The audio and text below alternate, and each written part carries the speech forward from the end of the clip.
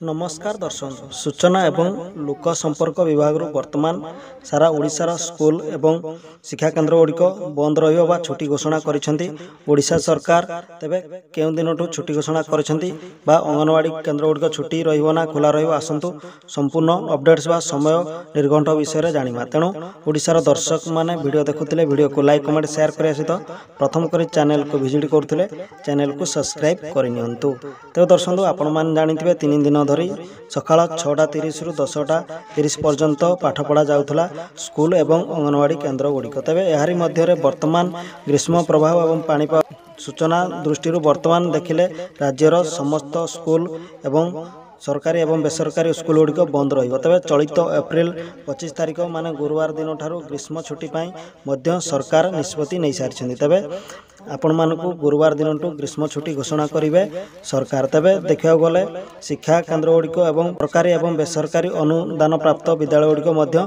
बंद रहिबो। तबे एहारी मध्य ओडिशार समस्त अंगनवाड़ी केन्द्र गुड़िक खोला रहिबो। तबे अंगनवाड़ी केन्द्र गुड़िक देखिले वर्तमान समय सकाळ 7टारू एवं दिन 11:30 पर्यंत खोलिए बोली राज्य सरकार निर्देश देइछन्ती।